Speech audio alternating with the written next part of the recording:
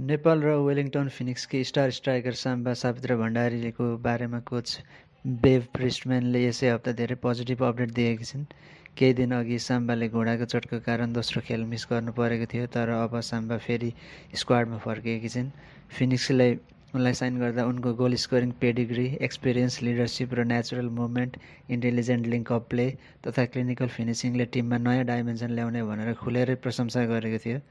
साम्बाको लागि यो फिनिक्सको करियरको तेस्रो खेल हुन लागेको छ। पहिलो खेलमै उनले जबरजस्त प्रदर्शन गर्दै एकदमै राम्रो वर्ल्ड क्लास क्रस निकालेकी थिइन् अनि एउटा क्लियर 1v1 गोल चान्स समेत बनाएकी थिइन्।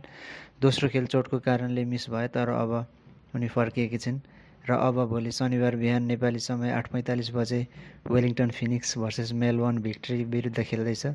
तपाईँले खेल युट्युबमा ए लिग भनेर सर्च गरेपछि अफिसियल ए लिग अकाउन्टबाट लाइभ हेर्न सक्नुहुनेछ।